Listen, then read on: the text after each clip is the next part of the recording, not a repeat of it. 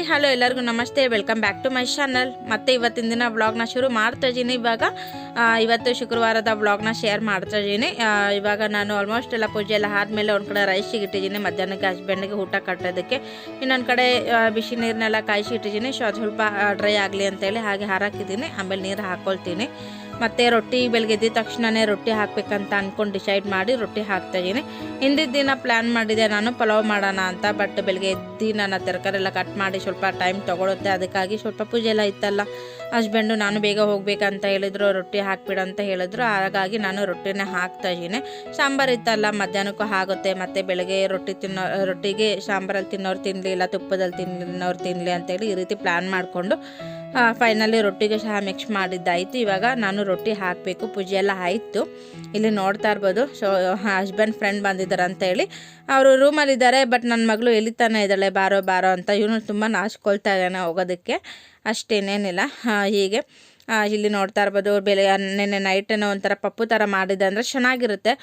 So ಬೇಳೆ ಮತ್ತು ಅದಕ್ಕೆ ಹೆಸರು ಕಾಳು ಮತ್ತು ಮೆಂತ್ಯ ಎಲ್ಲ ಹಾಕಿ ಮಾಡಿದ್ದು ತುಂಬಾ ಚೆನ್ನಾಗಿರುತ್ತೆ. ಬಿಸಿ ಬಿಸಿ ಅನ್ನಕ್ಕೆ ಈ ರೀತಿ ಕಾಂಬಿನೇಷನ್, ಮತ್ತು ರೊಟ್ಟಿಗೆ ಚಪಾತಿಗೆ ಇದೆಲ್ಲ ಚೆನ್ನಾಗಿರುತ್ತೆ.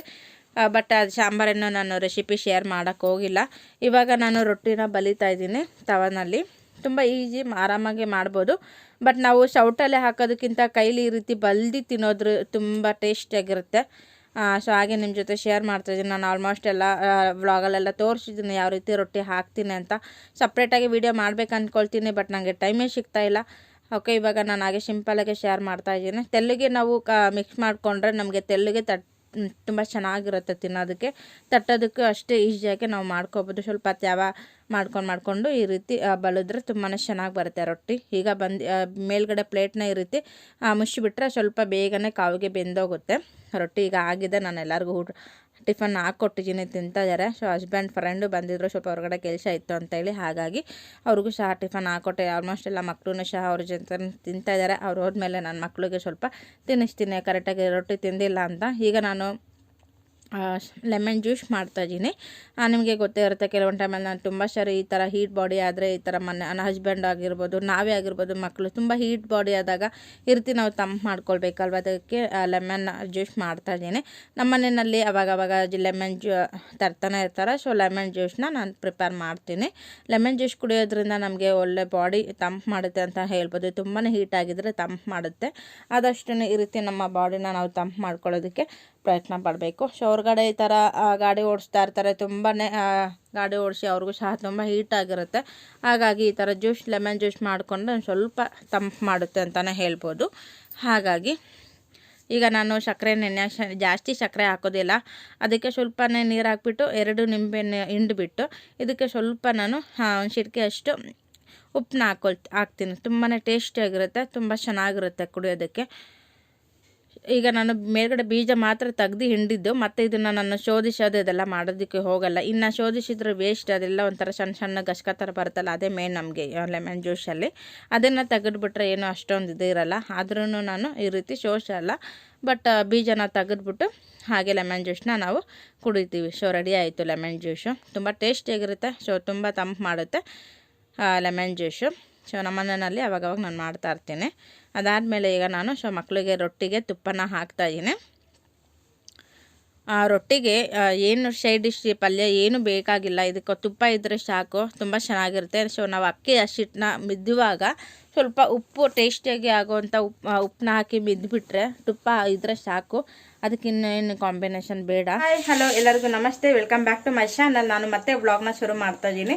ಇವತ್ತಿನ ದಿನ ಬಂದು ಫ್ರೈಡೇ ವ್ಲಾಗ್ನ ನಿಮ್ಮ ಜೊತೆ ಶೇರ್ ಮಾಡ್ತಾ ಇರೋದು. ಇವತ್ತು ಬೇಗನೆ ಪೂಜೆ ಎಲ್ಲ ಆಗೋಯಿತು. ಆಲ್ಮೋಸ್ಟ್ ಟೈಮ್ ಬಂದು 9:45. ಇವತ್ತು ಬೇಗನೆ ಪೂಜೆ ಆಯಿತು. ಮತ್ತು ಇವತ್ತು ತಿಂಡಿ ಬಂದುಬಿಟ್ಟು ರೊಟ್ಟಿ ಹಾಕಿದೆ. ಸೊ ರಾತ್ರಿನೇ ಒಂದು ಸ್ವಲ್ಪ ಬೇಳೆ ಹಾಕಿ ಸ್ವಲ್ಪ ಗಟ್ಟಿಗೆ ಸಾಂಬಾರು ಮಾಡಿದ್ದೆ. ಸೊ ಅದೇ ಕಾಂಬಿನೇಷನ್ ಚೆನ್ನಾಗಿರುತ್ತೆ ರೊಟ್ಟಿಗೆ ಅಂತ ಹೇಳಿ ರೊಟ್ಟಿ ಮಾಡಿದ್ದೀನಿ. ಇವತ್ತು ಬೇಗನೆ ಪೂಜೆ ಎಲ್ಲ ಆಗೋಗಿದೆ. ನೋಡ್ತಾ ಇರ್ಬೋದು, ಕಾಣಿಸ್ತಾ ಇದೆ ಅಂದ್ಕೊಳ್ತೀನಿ. ಸೊ ಇವಾಗಷ್ಟೇ ನಮ್ಮ ಹಸ್ಬೆಂಡ್ ಅವರು ಸ್ವಲ್ಪ ಬೇಗ ಡ್ಯೂಟಿಗೆ ಹೋಗ್ಬೇಕಂತ ಹೇಳಿ ಬೇಗನೆ ಹೋದರು. ಇಲ್ಲಿ ನೋಡ್ತಾ ಇರ್ಬೋದು, ಮಕ್ಕಳು ಇಬ್ಬರೂ ಸಹ ಟಿಫನ್ ಮಾಡ್ತಾ ಇದ್ದಾರೆ. ಇನ್ನೂ ಈಗಷ್ಟೇ ನಂದು ರೊಟ್ಟಿ ಎಲ್ಲ ಹಾಕಿ ಫಿನಿಶ್ ಆಯಿತು. ಈಗ ನಾನು ಬಿಸಿ ತಿನ್ನಬೇಕು. ಸ್ವಲ್ಪ ಪಾತ್ರೆ ಎಲ್ಲ ಇದೆ, ಅದನ್ನೆಲ್ಲ ಆಮೇಲೆ ತೊಳ್ಕೊತೀನಿ. ಸೊ ನೋಡ್ತಾ ಇರ್ಬೋದು, ಆಲ್ಮೋಸ್ಟ್ ಎಲ್ಲ ರೊಟ್ಟಿ ಹಾಕಿದ್ದೀನಿ.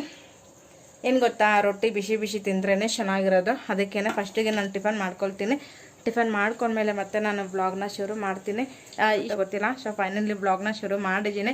ನೋಡೋಣ, ಇವತ್ತು ಸ್ವಲ್ಪ ಟೈಲರ್ ಮಿಷಿನ್ಗೆ ಸ್ವಲ್ಪ ಆಯಿಲ್ನೆಲ್ಲ ಹಾಕಿ ಸ್ವಲ್ಪ ರೆಡಿ ಮಾಡಬೇಕಂತ ಅಂದ್ಕೊಂಡಿದ್ದೀನಿ. ಸೊ ನನಗೆ ಐಡಿಯಾ ಇಲ್ಲ. ಸೊ ವಿಡಿಯೋ ನೋಡಿಕೊಂಡು ಅದನ್ನು ಸ್ವಲ್ಪ ತಯಾರಿ ಮಾಡಬೇಕು. ತುಂಬ ದಿನದಿಂದ ಅಂದ್ಕೊಳ್ತಾನೆ ಇದೆ ಅದನ್ನು ಮಾಡಬೇಕು. ಆಯಿಲ್ನೆಲ್ಲ ಅಪ್ಲೈ ಮಾಡಿ ಅದನ್ನು ಹೇಗೆ ಹೋಳಿಗೆ ಹಾಕೋದು ಅದನ್ನೆಲ್ಲ ನೋಡ್ಕೊಳ್ಳೋಣ ಅಂತ ಹೇಳಿ ಹಾಗೆ ಪೆಂಡಿಂಗ್ ಇಟ್ಟಿದ್ದೀನಿ. ಸೊ ನೆನ್ನೆ ಎಲ್ಲ ಸ್ವಲ್ಪ ನೀಟಾಗಿ ಕ್ಲೀನ್ ಮಾಡಿದೆ. ಆಲ್ಮೋಸ್ಟ್ ನನ್ನ ಮಗಳಿಗೆ ರಜೆ ಇರೋದ್ರಿಂದ ಎಲ್ಲ ಫುಲ್ ನೀಟಾಗಿ ಕ್ಲೀನ್ ಆಗೋಯ್ತು. ಎಲ್ಲ ಕಂಪ್ಲೀಟ್ಲಿ ಧೂಳೆಲ್ಲ ಹೊಡೆದು ಎಲ್ಲ ನೀಟಾಗಿ ಕ್ಲೀನ್ ಮಾಡಿದ್ದೀನಿ. ಓವರಾಲ್ ಮನೆಯೆಲ್ಲ ಕ್ಲೀನ್ ಆಗಿದೆ. ಶೋಕೇಶ್ ಒಂದು ಕ್ಲೀನ್ ಮಾಡಬೇಕು.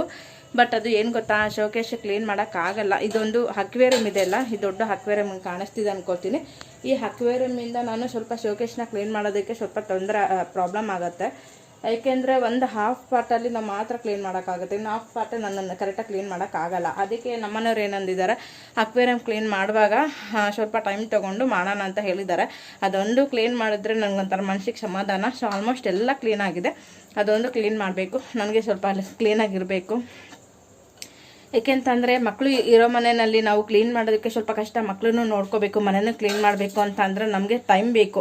ಮಕ್ಕಳು ಮಲಗಿರುವಾಗ ಈ ಥರ ನಾವು ನೋಡಿಕೊಂಡು ಕ್ಲೀನ್ ಮಾಡಬೇಕು. ಓವರಾಲ್ ಈಗ ಲಿಕ್ಕಿ ನೋಡ್ಕೊಳ್ತಾಳಲ್ಲ, ಸೊ ಅವಳ ಜೊತೆ ಆಟ ಆಡ್ಕೊಂಡು ಹಾಗೆ ಹೀಗೆ ಅಂದ್ಕೊಂಡು ಹಾಗೆ ಆಟ ಆಡ್ಕೊಂಡು ಟೈಮ್ ಪಾಸ್ ಮಾಡ್ತಾನೆ. ಅವಳಿಲ್ಲ ಅಂದರೆ ನನ್ನಿಂದನೇ ಇರ್ತಾನೆ ನನ್ನ ಮಗ. ಹಾಗೆ ಓಕೆ, ಆದರೆ ಇಷ್ಟ ಆದರೆ ಪ್ಲೀಸ್ ಒಂದು ಲೈಕ್ ಮಾಡಿ. ಲೈಕ್ ಕೊಡೋದ್ರಿಂದ ನನಗೂ ಒಂದು ಮೋಟಿವೇಶನ್ ಸಿಗುತ್ತೆ. ಸೊ ವ್ಲಾಗ್ ಮಾಡೋದಕ್ಕೆ ಇಂಟ್ರೆಸ್ಟ್ ಬರುತ್ತೆ ಅಂತಲೇ ಹೇಳ್ಬೋದು. ಸೊ ಈ ವಿಡಿಯೋ ಇಷ್ಟ ಆದರೆ ಲೈಕ್ ಕೊಡಿ. ಹಾಗೆ ಸಬ್ಸ್ಕ್ರೈಬ್ ಮಾಡ್ಕೊಂಡಿಲ್ಲ ಅಂದರೆ ಹೊಸದಾಗಿ ಯಾರು ನೋಡ್ತಾ ಇದ್ದೀರಾ ಪ್ಲೀಸ್ ಸಬ್ಸ್ಕ್ರೈಬ್ ಮಾಡ್ಕೊಳ್ಳಿ, ಸಪೋರ್ಟ್ ಮಾಡಿ. ಓಕೆನಾ? ಓಕೆ, ಬನ್ನಿ ಬ್ಲಾಗ್ನ ಶುರು ಮಾಡೋಣ. ಓಕೆನಾ?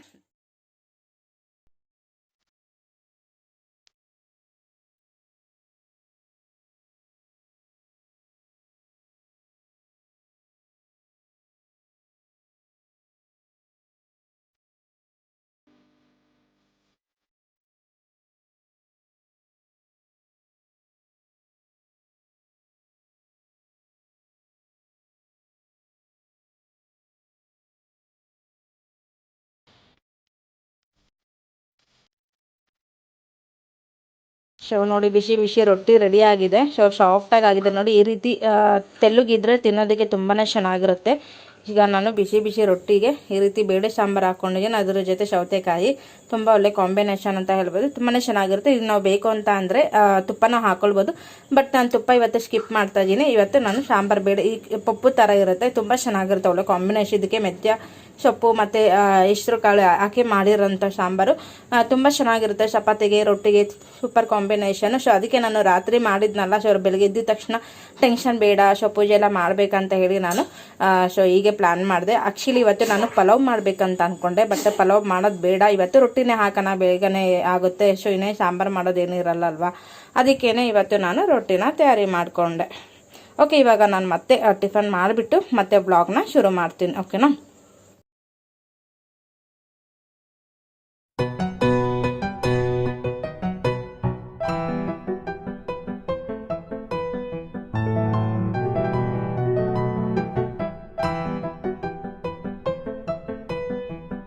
ನೋಡಿ, ಸಿಲಿಂಡ್ರ್ ಮೇಲೆ ನಾನು ಈ ಥರ ಟಬ್ನೇ ಇಡ್ತೀನಿ. ಬಟ್ ಟಬ್ ಇಟ್ಟಾಗ ಏನಾಗುತ್ತೆ, ಆ ನೀರೆಲ್ಲ ಸಿಲಿಂಡ್ರು ಇದಕ್ಕೆ ಬಿದ್ದಾಗ ಕೆಳಗಡೆ ಫುಲ್ಲು ತುಕ್ಕಿಡ್ದಂಗೆ ಆಗ್ಬಿಡುತ್ತೆ. ಸೊ ಟಬ್ಬೂ ಗಲೀಜಾಗುತ್ತೆ ಮತ್ತು ಸಿಲಿಂಡ್ರೂ ಒಂಥರ ಅಸಹ್ಯವಾಗಿ ಕಾಣುತ್ತೆ.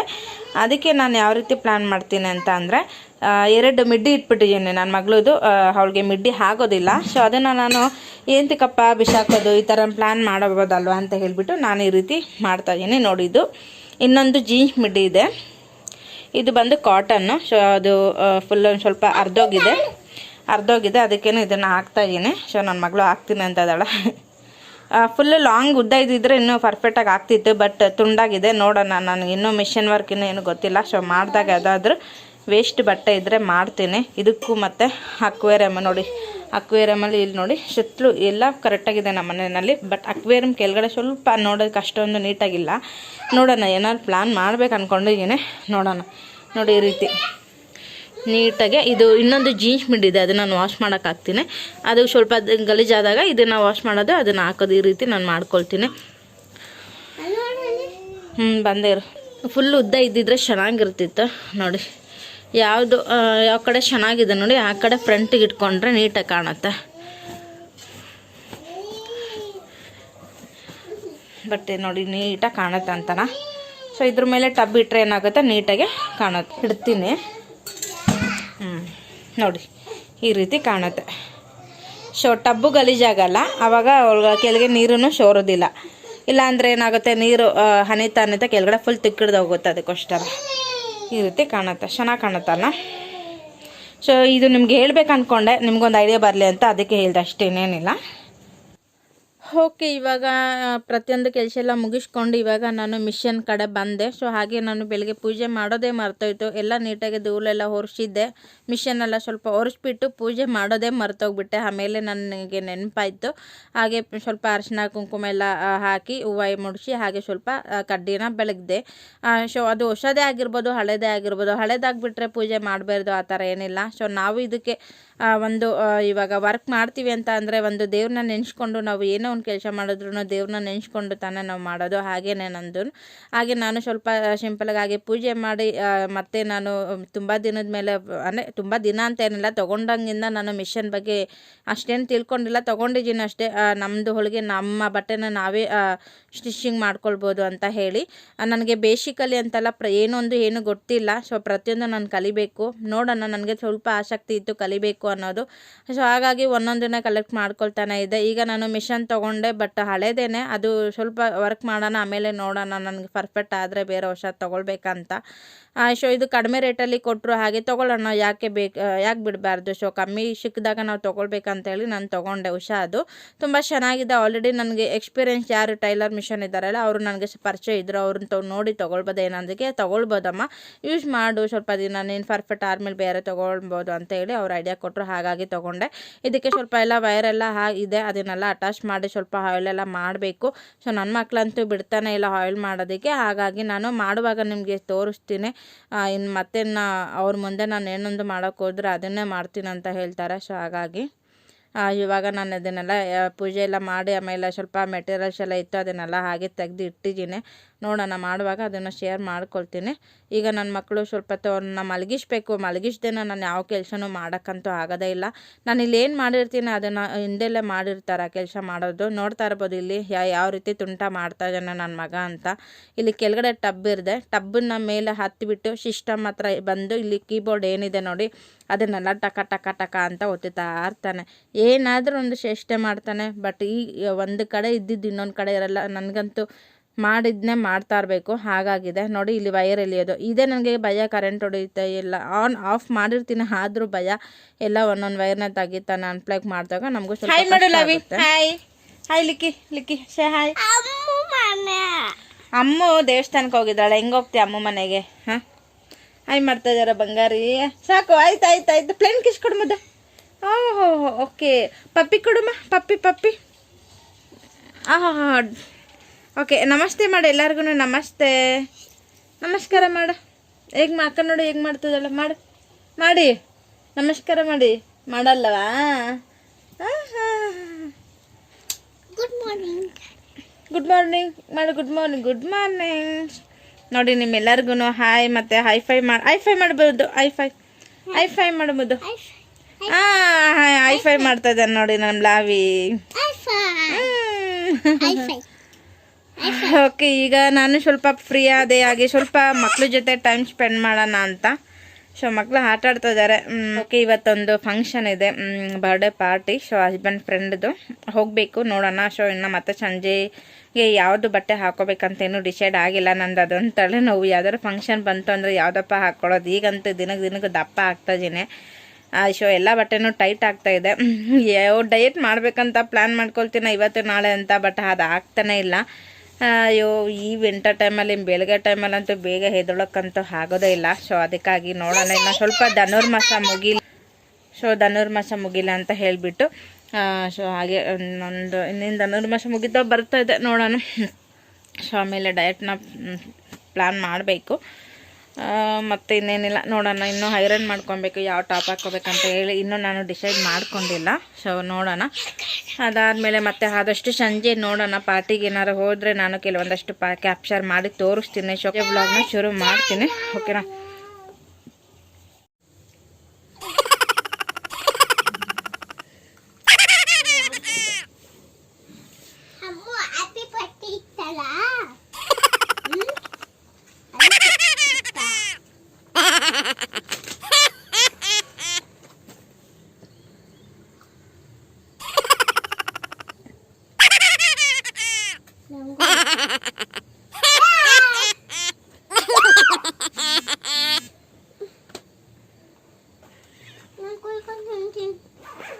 ಯಾಕೋ ನೀನು ಅಕ್ಕನ ಕ್ಯಾರೆಟ್ ತಿಂತಿರೋದು?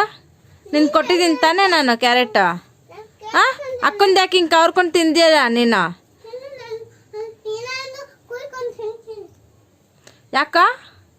ಹಾಂ, ನೀನು ಕೊಟ್ಟಿದ್ದೀನಿ ತಾನೇ ಕ್ಯಾರೆಟ್ ತಿನ್ನೋದಕ್ಕೆ. ಅಕ್ಕಂದು ಯಾಕೆ ಈ ರೀತಿ ಮಾಡಿದ್ಯಲ್ಲ, ಕವರ್ಕೊಂಡು ತಿಂದಿದ್ಯಾ ಇಲ್ಲಿ ಮರಿತಾರ? ಹಾಂ, ಮಾಡ್ತಾರ ಹಂಗೆ ಮಾಡ್ತಾರ? ಅಕ್ಕಂದೆಲ್ಲ ತಿಂತಾರ?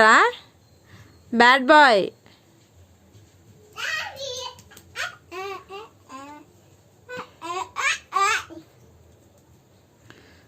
ನೋಡಕ್ಕ, ನೀನು ಹಿಂಗೆ ಕವರ್ಕೊಂಡು ತಿಂದಿರೋದಕ್ಕೆ ಬೇರೆದನ್ನ ಕಟ್ ಮಾಡ್ಕೊಂಡು ತಿಂತಾರದು. ಹಾಂ, ತಗೋ ತಿನ್ನು, ಆಯ್ತು. ನೀನು ಬೇಕಾ? ಹಾಂ, ತಿನ್ನು ನೀವೇ, ಬೇಡ. ಓಕೆ, ನೋಡಿದ್ರಲ್ಲ ನನ್ನ ಮಕ್ಕಳನ್ನ ಯಾವ ರೀತಿ ಆಟಗಳು ಆಡ್ತಾರೆ ಅಂತ. ಸೊ ನನ್ನ ಮಗಳದ್ದು ಇದ್ರೂ ನನ್ನ ಮಗ ಅವಳದನ್ನೇ ಆಸೆ ಪಡೋದು ಜಾಸ್ತಿ. ಇಬ್ಬರು ಅಷ್ಟೇ, ಯಾರೇನು ಕಡಿಮೆ ಏನಿಲ್ಲ ನನ್ನ ಮಕ್ಳುಗಳು. ಅಯ್ಯಪ್ಪ, ಅದನ್ನಂತೂ ನನಗೆ ನೋಡಿ ನೋಡಿ ನಗು ಬಂತು. ಹಾಗೆ ವಿಡಿಯೋ ಮಾಡೋಣ ಅಂತ. ಸೊ ಹಾಗೆ ನಾನು ಜಸ್ಟ್ ವಿಡಿಯೋ ಮಾಡಿಕೊಂಡೆ. ತುಂಬಾ ತುಂಟ್ರು. ಸೊ ನನಗಂತೂ ಹಿಡಿಯೋದೇ ಶಾಕ್ ಆಗೋಗ್ಬಿಡುತ್ತೆ. ಇವಾಗ ನಾನು ಯಾವುದಪ್ಪ ಟಾಪ್ ಹಾಕ್ಕೊಳ್ಳಿ ಅಂತ ನೋಡ್ತಾ ಇದ್ದೀನಿ. ಬಟ್ ನನಗಿದೊಂದು ದೊಡ್ಡ ಸಮಸ್ಯೆ ಆಗೋಗ್ಬಿಟ್ಟಿದೆ. ಬಟ್ ಯಾವಾಗಲೂ ಆಗಿರಲಿಲ್ಲ. ಈ ನಡುವೆ ಅಂತೂ ಸಖತ್ತು ದಪ್ಪ ಆಗೋಗ್ತಾ ಇದ್ದೀನಿ. ಅವಾಗೆಲ್ಲ ನಾನು ಸ್ವಲ್ಪ ದಪ್ಪ ಆದ್ರೂ ಡಯಟ್ ಮಾಡಬೇಕಂತ ಆಗಿ ಇಮಿಡಿಯೇಟ್ಲಿ ನಾನು ತಲೆಗೆ ಹಾಕ್ಕೊಂಡ್ಬಿಡ್ತಿದ್ದೆ. ಬಟ್ ಇವಾಗಂತೂ ಅಯ್ಯಪ್ಪ, ನಿಜ ಸೋಂಬೇರಿ ಆಗೋಗ್ಬಿಟ್ಟಿದ್ದೀನಿ. ಸೋಂಬೇರಿ ಅಂತ ಅಂದರೆ ಕೆಲಸ ಮಾಡೋದು ಸೋಂಬೇರಿ ಆ ಥರ ಏನಿಲ್ಲ.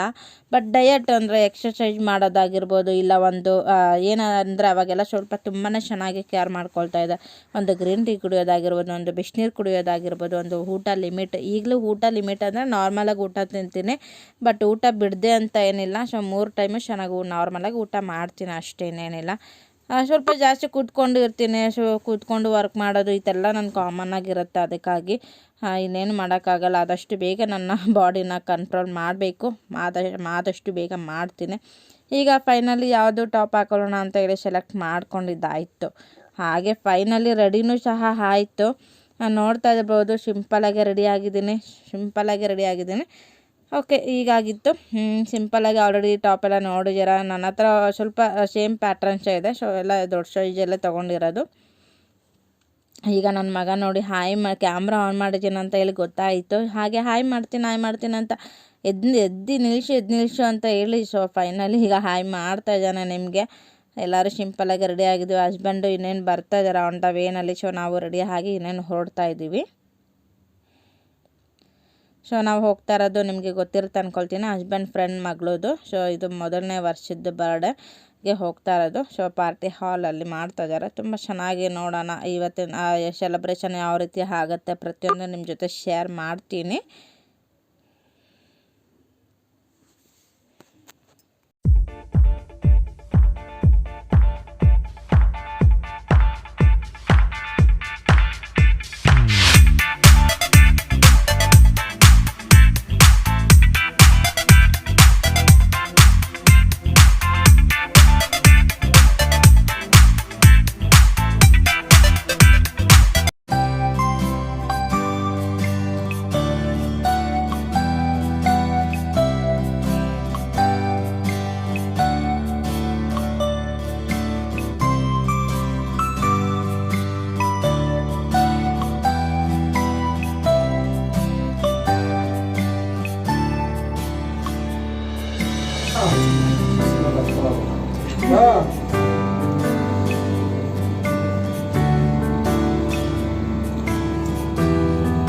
Non ho avuto le come